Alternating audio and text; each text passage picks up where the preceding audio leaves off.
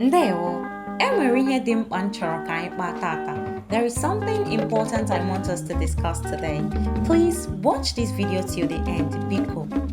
I'm Bochizwangwa, and I'm the person behind this account. I've been wanting to show my face to be able to connect with you all on a deeper level, and I felt there was no better time than now to talk about something really important to me. It's important because it concerns the future of the Igbo language. The Igbo language, a core part of our culture, identity, and history, is gradually fading away. And this is because not many people in the younger generations are speaking Igbo. Most parents don't even speak Igbo to their children anymore. And some parents who try to speak Igbo to their children don't make sure they speak back to them in Igbo. And this makes the child only able to understand but can't speak the language. If they cannot speak it, how will they pass it on to their own children? I grew up in the eastern part of Nigeria, where Igbo language is widely spoken. There were parents who wouldn't let their children speak Igbo. And when you try communicating to their children in Igbo, they'll say things like, Mama anaghị anụ Igbo because sorry Oyibo. Oyibo ka ọ na-anụ. In the eastern part of Nigeria, what you and I know is an Igbo speaking region. And you see people cheering them on like, ọ dịkwa mma o, mmụọ nwa nke m oyibo ka m ga na-asụkwara ya. Eji Igbo eme gịnị? As for me, Igbo language was the first language I learned speaking as a child.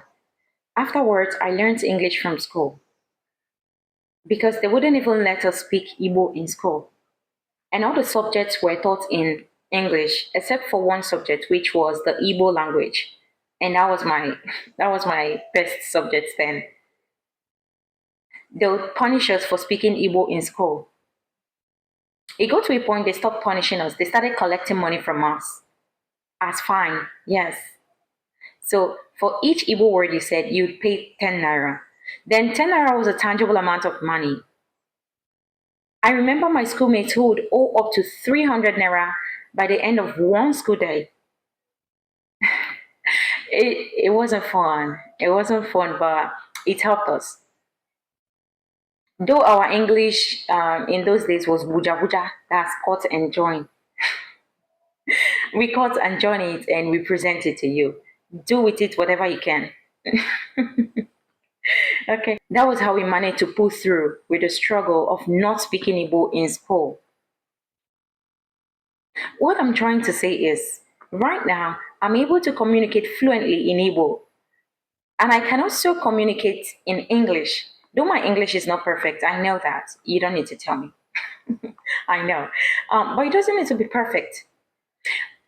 As far as I'm able to communicate to you in English and you'll be able to understand what I'm saying, it's totally okay.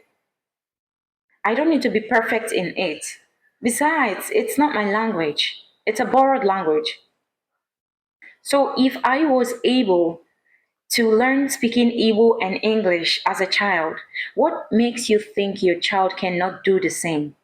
Why are you limiting your child's ability to just speaking, understanding, and communicating in one language?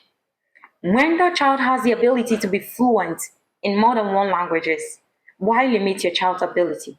O were bụrụ ofu asụsụ ka mmadụ na-asụ, asụsụ na-abụghị asụsụ gị.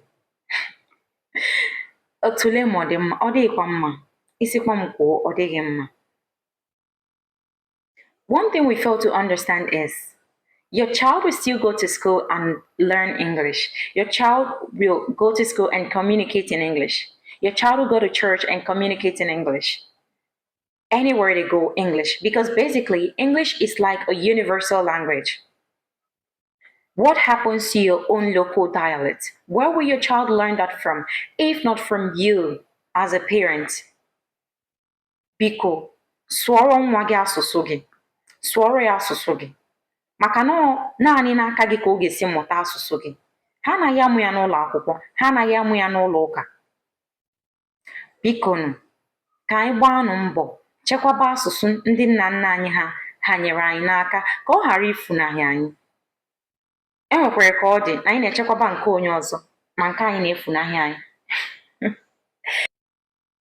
If you're passionate about Igbo language, if you're passionate about Igbo as a tribe, help me like, share, and spread the word. Let's keep this language alive together. I am excited to keep sharing the beauty of the Igbo language with you all, and I hope that you all will help me on this journey to preserve it. Thank you so much for your support. Thank you for making this community so special. Dalo.